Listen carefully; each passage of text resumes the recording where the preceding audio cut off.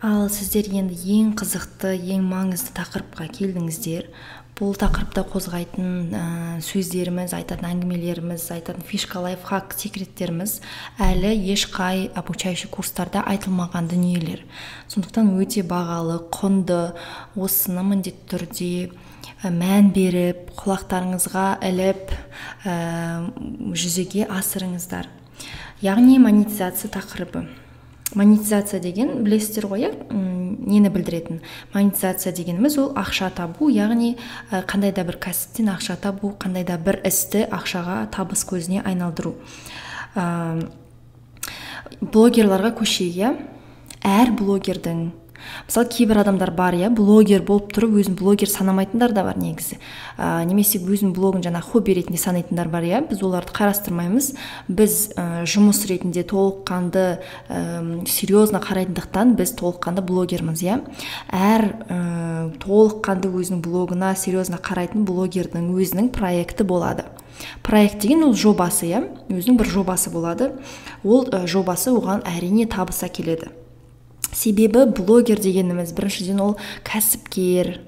Яғни блогер бұл жерде сіздерге жаңа ұғым, сол оймен ойланып көріңіздер осы жөнінде. Яғни мен осы уақытқа дейін жұмыс деп айтып отырдым, бірақ негізінде на самом деле блогер дегеніміз ол кәсіпкер. Яғни блогер толыққанды кәсіппен айналысады. Орысша сөзбен айтқанда ол предприниматель. Предприниматель дегеніміз ол человек, который предпринимает определенные действия. Дұрыс қой? Ол өзі табыс табатындықтан, өзінің парақшасына продвижение жасайтындықтан, оған инвестициялар жасайтындықтан және содан табыс көзін алатындықтан ол предприниматель болып табылады. Ол адам өзінің табысын, өзінің ақшасын, өзінің финансын өзі контролировать етеді. Ол басқа ешкімге бағынбайды, ол өзіне хозяин, өзі шешеді, қалай дамытса болады, қалай не істесе болатындығы.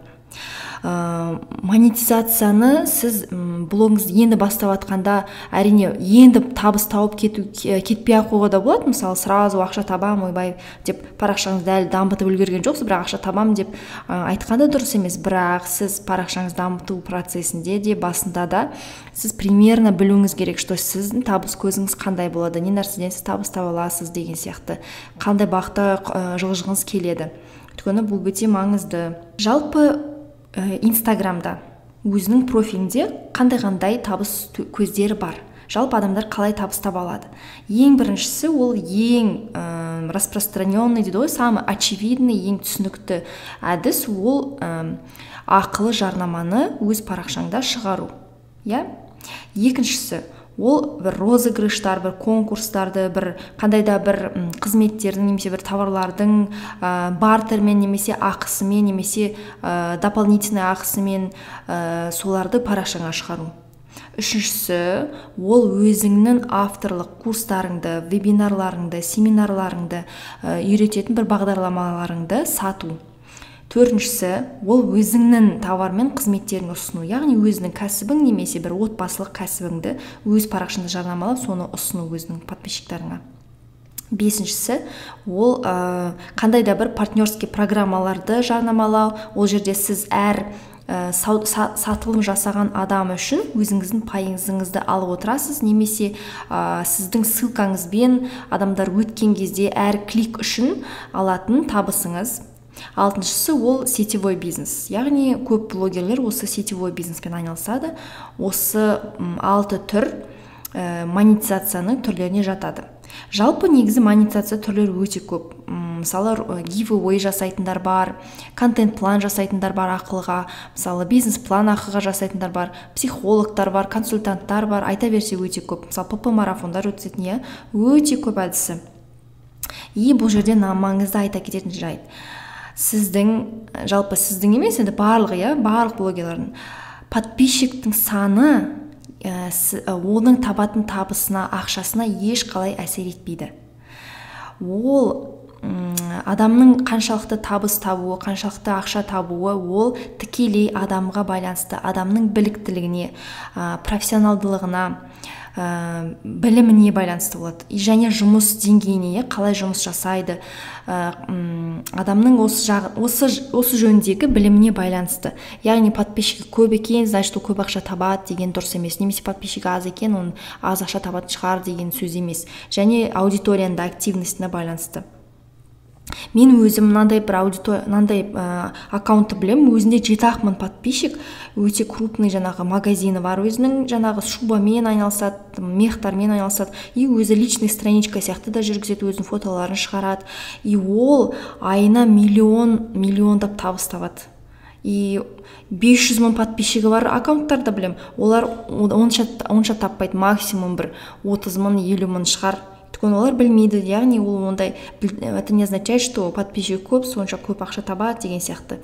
Немесе мен подписчигім өсіп кеткенде мен көп бай болам, миллионер болам деген жоқ, ол адамның, блогердің өзіне байланысты. Вообще мәселе подписчиктарда емес қой негізі. Подписчиктің саны вообще маңызды емес. Конверсия бойынша да подписчиктардың активности маңызды, сізге деген довериясы, сіздің өзіңізді дұрыс преподносить еткеніңіз, өз профиліңізді грамотно монетизация жасағаныңыз, өзіңіз грамотно вложение жасап, оны оккупать етіп, немесе өзіңіз табыс көзін жасап, сол табысты өзіңіздің парақшаңыз дамытуға бағыттасаңыз, және сіз плюсқа шығып, минусқа емес, плюсқа шығып отырсаңыз, ол осының барлығы маңызды негізінде.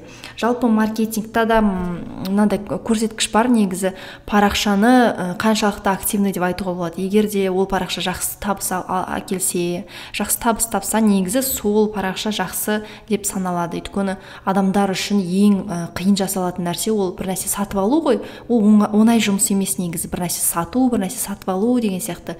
Сондықтан адамның, блогердің профессионализмін сол жерден де көруге болады. Енді бұл жерде айта кететін жайт, монетизация жасаған кезде де, жарнама жасаған кезде де, өзіңіздің авторлық курсыңызды, жобаңызды ашқан кезде де ең басты шарт, бұл сіздің жасап жатқан ісіңіз бірінші очередь полезный болу керек, пайдалы болу керек, адамдарға керек нәрсе, пайдалы, шынымен де нәтижеге әкелетін нәрсе болу керек.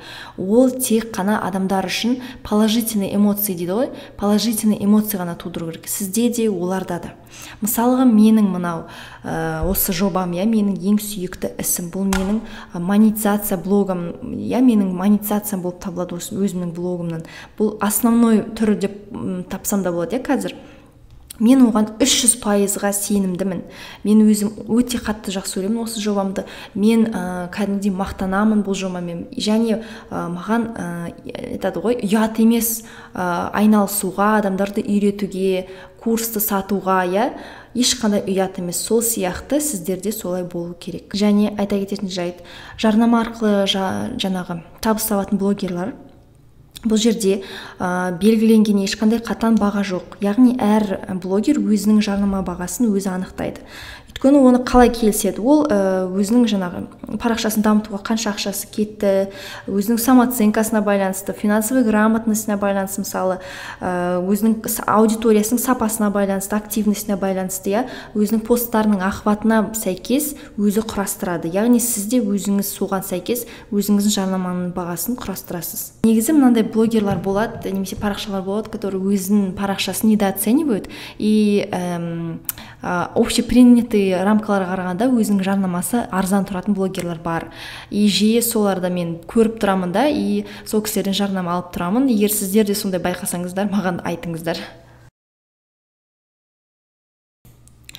Қазір сіз блогыңызды бастадыңыз, сізде уже өзіңіздің оқырмандарыңыз бар, бұрыннан келе жатқан немесе продвижение жасаған. Мысалы, дерлік 1000 адам бар, сізде. Сіз и так там, мысалы, сториста өз ойыңызбен бөлісесіз, бір жақсы парақшалармен бөлісесіз, бір рекомендацияларыңызды айтасыз. Сол кезде сізге сенетін, сізді жақсы көріп, сізді оқитын, бәлкім сізді танитын адамдар сіздің кеңесіңізге құлақ асады, немесе сіз бөліскен ссылкамен өтіп, сіз айтқан парақшаға өтіп қарайды, 1000 адамнан бір жартысы қызығып қарауы мүмкін. Ал егер сіздің парақшаңызда подписчиктер өсе берсе, сіздің охватыңыз уже 1000 емес, 5000 болса, сіз уже өзіңіздің парақшаңыздағы орынды жарнамаға арнап жасап сата аласыз. Яғни өзіңіздің парақшаңызда мысалы бір косметиканың немесе ойыншықтардың жарнамасын шығарып, ойыншық сататын магазиннің, дүкеннің, сол дүкенді жарнамалап, осындай дүкен бар, осындай жерден осындай ойыншықтар сатып алыңыздар, сапасы осындай парақша деп.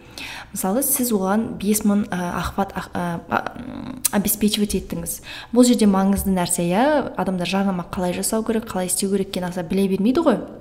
Сіздегі басты шарт бұл жерде сізге жарнама берген адамды келіскен кезде сіз просто өзіңіздің подписчик саны маңызды емес. Бұл жерде сіздің главный охватыңыз, әр постыңыз сізде орташа есеппен қанша охват жинайды, сол маңызды. Сіз онымен келіскен кезде айтасыз, менің охваттарым 5000 в среднем, мен сізге 5000 охват обеспечу. Ары қарай егер сізге жазылған адам саны, сіздің жаңағы жарнамаға қызыққан адамдар санына мен жауап бере алмаймын. Яғни ол сіздің уже парақшаңызға байланысты. Яғни сіз жарнамалап тұрған парақша да жарнамаға дайын болу керек. Егер де парақшасында ешқандай ақпараттар болмаса, суреттер болмаса, түсініксіз болса, немесе ол сапалы тауар болмаса, онда адамдар жазылмайды ғой. Және бұл өте маңызды. Сізге парақшаңызға жарнама берушілерді қайдан табамыз, оны кейін айтамын. Жалпы жарнама жайлы келіскенде де міндетті түрде бүге-шүгестейден келісу керек. Сізде уже бір примерно 5000 охват, 5000 подписчик жинаған кезде сіз уже парақшаңызға, сторисқа немесе постқа шығарсаңыз болады. Мен жарнама жасаймын, осы номермен хабарласа аласыз деген сияқты. Одан кейін сөйлесесіз. Міндетті түрде енді ол сіздің репутацияңызға, сіздің сана сезіміңізге байланысты. Әрине жасайтын жарнамаға жауап беру, яғни сапасына жауап беру, ол сіздің аудиторияңыздың алдындағы жауапкершілік. Яғни сапалы, тек қана сапалы заттарды ғана жарнамалау, жақсы заттарды жарнамалау, кез келген непонятный заттарды жарнамаламау, әртүрлі түсініксіз пирамидаларды жарнамаламау мысалға. Онда сіз өз аудиторияңызды алдағаныңыз болып шығады да, кейін сіздің аудиторияңыз сізге сенбеуі мүмкін. Сондықтан міндетті түрде сізге жарнама бойынша хабарласып тұрған адамды, парақшасын жақсылап изучать етіңіз. Және өзіңіз білесіз, оның тауарын тексеріп та, тексермей та жасасаңыз болады. Яғни ол қалай? Яғни сіз можете запросить, сіз маған тауарыңызды жіберіңізші, мен көрейін, қолданып көрейін, сапасын тексерейін, шынымен де жақсы болса, онда без проблем жарнама жасаймын деп. Сосын бағасын айтасыз, қай уақытта пост шығады, барлығын келісесіз. Және олар өздері дайын текст жіберуі мүмкін, дайын стористар жіберуі мүмкін, осындай шығарыңыз деп. Немесе сіз жазуыңыз керек болады. Оның тоже барлығы индивидуально әркіммен келісіледі. Жарнама берушілерді қайдан аламыз? Сізде уже определенное количество оқырмандарға жеттіңіз, аудиториямен отношенияңыз барлығы жақсы. Енді адамдар көбісі ойлайды, қайдан аламыз деп. Бұл жерде ешқандай магический әдістер жоқ, бір супер секретный секрет жоқ, қарапайым логикалық нәрселер. Яғни біріншіден сіз блогер парақшаңызды бастадыңыз, өзіңізді блогермін деп көбірек айтып жүріңіз. Яғни мен блогермін деп. Пост жазғанда да, оформлениеңізде де көп қолданыңыз. Яғни подписчиктермен сөйлескенде де, сторис түсіргенде де өзіңізді блогер екеніңізді жиі айтып жүріңіз, көрсетіп жүріңіз. Мен блогермін, мен блог жүргіземін, менің парақшам осындай деп. Яғни блогерлік, блог деген сөзді жиі айту керек. Өйткені көп рекламодательдер солай сіз шыға аласыз да. Өйткені көп нелер білмей қалуы мүмкін да сіздің блогер екеніңізді. Егер сіз өзіңізге айтпасаңыз блогермін деп, онда сізді тіпті білмей қалып, байқамай қалуы мүмкін. Және 90% случай жарнама берушілер қайдан шығады? Әрине сіздің подписчиктеріңіздің арасынан шығады. Вот практика 90% случай так показывает. Яғни жарнама беретін адамдар көбінесе кәсіпкерлер ғой, бір товарлары бар, бизнестары бар, услугалар бар, мысалы маникюр, педикюр, там все, что необходимо. Инстаграмда барлық кәсіптер бар, олар бәрі бір-біріне подписываются, блогерларға подписываются. И сіз де парақшаңызды дамытасыз, сондықтан подписчиктарыңызды өсіресіз. И скорее всего сіздің подписчиктарыңыз жаңағы кәсіпкерлер сізді оқиды да, и қарап жүреді. И сіз қандай екенін көрдіңіз, это все влияет. сізді көріп оқып олар сізге күндердің бір күнінде жарнама жөнінде жазу мүмкін. Ол үшін опять же өзіңіз блогер екеніңізді айтып жүресіз. Екіншіден арнайы пост жазып немесе стористі айтып, бітті, мен осындай, қазір менің парақшамда жарнама жасауға дайынмын, жарнама бойынша маған хабарлассаңыздар болады, тіпті бірден бағасын жазсаңыз да болады, олай да болады. Я иногда даже скидка жасап жататындар болады. Мен ол не үшін, мысалы бағасын жаздыңыз, сосын біраз уақыттан кейін 3 күн осындай скидка деген кезде, именно скидка болған кезде жарнама жасағысы келіп оянып жатады адамдар, как бы әрекетке итермелейді негізі скидка деген нәрсе. Олар ойланып созылып жүр мүмкін, типа кейін жасаймын ана мынау дейді да, а скидкамы скидканы алып қалайын, жасап қалайын деп. Сонда скидка жасағанда дұрыс.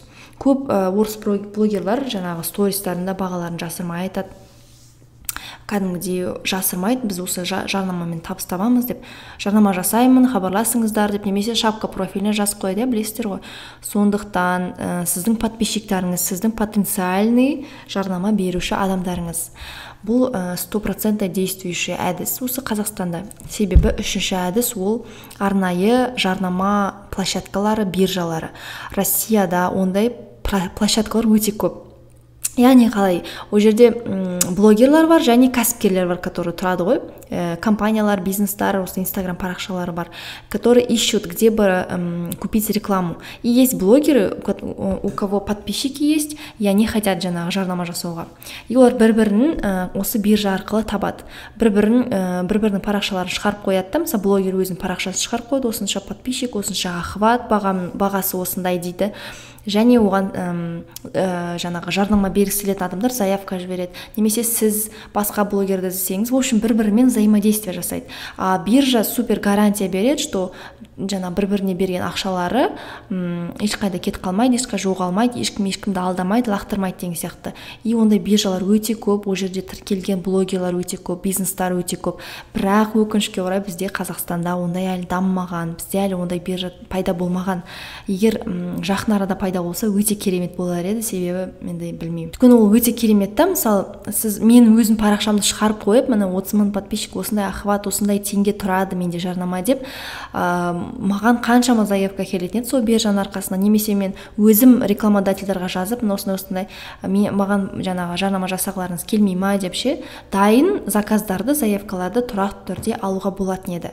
Бұл деген керемет әдіс, бірақ бізде ондай өкінішке орай әзірге жоқ. Сосын лайфхак. Сіз өзіңіз қандай парақша, қандай жарнама жасағыңыз келеді, мысалға, я, сондай қандай товарларға, қандай қызметтерге, я, мысалы, сізге не керек, я, оны келесі бартер тақырыбында айтамыз, но мына жерде де айта кетейін. Көп жаңағы магазиндерге, өзіңіз қарап жүретін магазиндерге лайк басып, подписка жасап отырсаңыз болады, көзге түсіп оларға, я, иногда. Сонда сізді байқау мүмкін, сізге жазу мүмкін. Сосын, мысалы, сіз басқа блогерлер қарап жүресіз ғой енді, я, олар қандай жарнама жасап жатыр екен, сонда қарап жүріңіз. Мысалы, кітаптардың жарнамасын жасаса, мынандай Books Aruna деген, например, бар екен деп бір блогер жарнама жасаса, сіз де сол Books Arunaға жазсаңыз болады. Яғни ол бір блогер жарнама жасады, бұл значит, скорее всего, басқа да жарнама керек деп. И солай жазып, өзіңізге жарнама берушілерді спокойно тауып аласыз. Мен солай істегенмін. Бұл менің личный лайфхагым. Ұялмай, қысылмай, как обычно, алдым да, жаза салдым. Жаңа Books Arunaның бір блогер жарнамалап жатыр екен, как раз маған балама кітаптар керек болды да, күшті ой болатын еді деп жаздым, бірден маған келісті. Келіскенде айтты, жаңа жыл бітсін, жаңа жылдан кейін давайте сізбен жұмыс жасайық деп, жақсы деп. И солай бартермен жұмыс жасадық. Ол туралы подробно сосын айтам. Сондықтан байқап жүрсеңіздер болады, обязательно сөйтіп істеп жүріңіздер. Жарнама жасап жатқан кезде не нәрсеге мән беру керек? Бұл жерде кішкене психологияға үңілеміз, себебі адамдардың түрлері әртүрлі. Біз оқырман түрлері дегенді айттық қой, сол сияқты именно продажа жасап жатқанда, жарнама жасап жатқан кезде қандай нәрсеге мән беру керек? Например, сіз бір обучениені сатып жатқан кезде, я, реклама жасап жатқанда қандай сөздер жазу керек? Ол сол обучающий курсқа байланысты, и соны керек қылатын, соны қолданатын аудиторияға байланысты. Егер сіз мысалы ыдыс-аяқ рекламировать етсеңіз, я, ол көбінесе понятно да, аналар алады, я. Егер мысалы ойыншық алсаңыз, тоже мамочкалар алады. Ол не нәрсеге мән береді? Ойыншықтың жаңағы безопасный, қызықты, бағасы деген сияқты сәйкесінше, тексті сәйкесінше етіп жазу керек. Бұлдан көп нәрсе байланысты жаңағы продажа жасаған кезде. соған үңіле кетейік, қандай адамдардың түрлері болады психология бойынша, әр текстке қалай әсер етеді целевой аудиториялары бойынша. Мысалы, бай адамдар болады. Бай дегенде мажор дейді ғой, мысалы андай пафосный, панты жақсы көретін, бір бәрі қымбат, сондай қымбат нәрсеге қызығатын адамдар болады. Мысалы, успешный успех дейді ғой.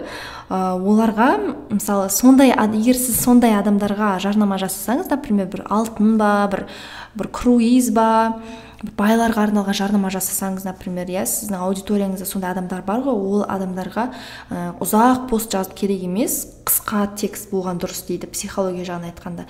И ол жерге мынандай күшті сөздер қолдану керек, типа жаңа, уникальный, классный, крутой деген сөздерді қолдану керек. Сондай сөздер оларға әсер етеді екен. Және түстері де суреттен брендовый, сондай бір яркий, контрастный түстер болу керек. Оларға мынандай сөз жазуға болмайды екен, типа қауіпсіз, экономды, типа экономия деген сияқты осындай түрлер бар деп қатты үңіліп керек емес.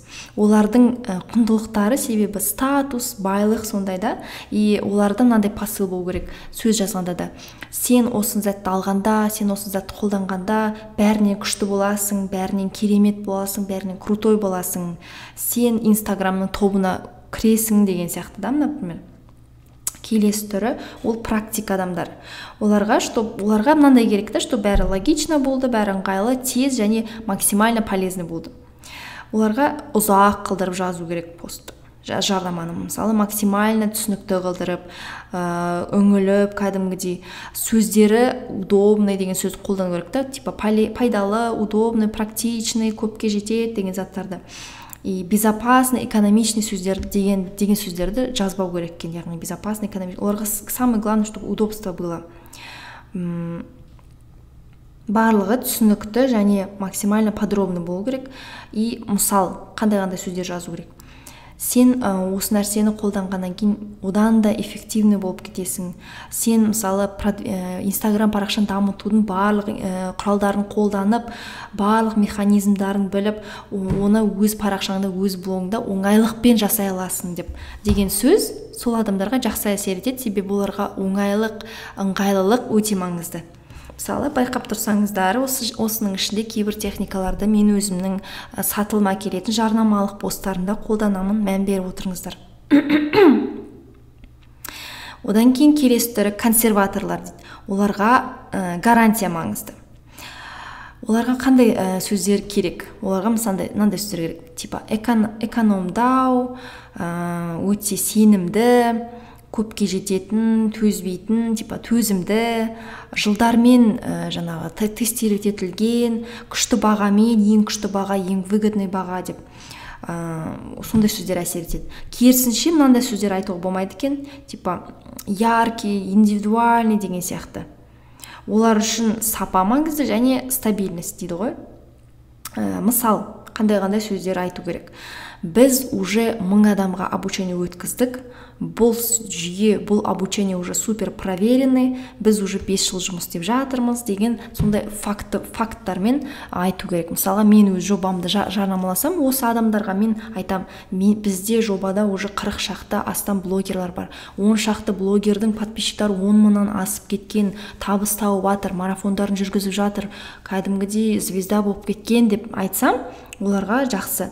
Или былай, мен өзімнің парақшамды сонау 20 жасымнан бері 5 жыл бойы жүргізіп келе жатырмын, ВКонтактеден бастап, қазір Инстаграмдамын. Инстаграм парақшаны осы жерден үйрендім, осыны үйреніп жүргенім осынша жыл болды, осындай сертификаттарым бар деген сөздерді айтқан кезде, ол адамдар сіздің товарыңызды алады, сіздің жарнамаңыз өтеді. Келесі түрі, бұл адамдарға командный дейді.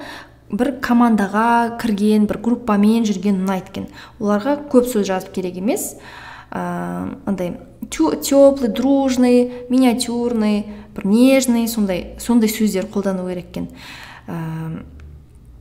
Оларға самый главный жаңағы болады ғой, қауіпсіз жерде бір командамен, бір өздері сияқты, өздеріне ұқсас бір топта болу. Мынандай сөздер жазу керек. Бір рет, типа типа сен біздің топта бола аласың, бізде осындай орта бар, осы жерде сен өзіңді жақсы сезінесің, біздің тобымызда 500 адам бар, сені единомышленниктер қолдайды, қолдаушы топ бар деп. Негізі осы фишканы мен қолданамын, яғни осындай топ адамдарға да осы сөздер жақсы әсер етеді. Триггері дейді ғой, әр жарнамалық постта әрбір сөз триггер ретінде адамға әсер етеді, адамның бойына жауап береді. Адам не іздеп тұр, соған сұраққа жауап болса, ол адамға әсер етеді, және ол өте маңызды. Также келесі түрлері ол адамдар білетін шығарсыздар, визуалдарға бөлінеді. Визуал, аудиал, кинестетик и дигитал дейді. Визуал деген ол жаңағы көзбен көрген жақсы көреді, оларға оформление, сурет, картинка, абзацқа бөлінген, смайлға бөлінген, сол маңызды. И оларға мынандай сөздер жазу керек: қараңыз, көріңіз, мынандай жасыл мысалы түстерді айтып описание жасаса, әдемі маникюр, осындай суреттер бар деп жазған кезде оларға жақсы әсер етеді. Одан аудиалдар, оларға маңызды жаңағы текст қалай звучит, мысалы музыкальный сөздер, музыкальный фразалар, музыка, қысқаша музыка в общем жақсы әсер етеді оларға, адамның дауысы. И жазған кезде де звуковой сөздерді де жақсы көреді. Оларға бүйтіп жазу керек: мынандай хрустящий яблоко, например. Адамдар мынандай тортта келе жатыр да happy birthday to you деп өлең айтып жатыр, деп сенің маникюріңді бәрі мақтап жатыр деген сияқты сөздерге жақсы әсер етеді екен. Кинестетиктер келесі түрі. Оларға әр заттың на ощупь дейді ғой, қолдарына ұстап көру керек та, на ощупь қандай екендігі өте маңызды. Сондықтан оларға бүйтіп жазу керек: типа разницаны сезіп, мысалы разницаны сезіп тұрсыздар ма, өздеріңізге сезініп көріңіздер. Представьте, қандай мысалы гладкий мата, торттың салмағы өте жеңіл. Мен немесе маникюрщикпін, мен әр маникюр жасардың алдында өзімнің құрылғыларымды стерилизация жасаймын деген сондай ощущать ететін сөздерді жиі жазу керек екен. И дигиталдар дейді, оларға барлығы обязательно логично болу керек. Мұндай адамдар тоже болады, сондықтан барлығын до конца түсіндіру керек. И сөздерге мынандай сөздер қолдану керек: түсінесің бе, білесің бе, логично, что осылай, и очевидно деген сөздерді көп жазу керек. Білесің бе, түсінесің бе деген сөздерді көп жазу керек екен.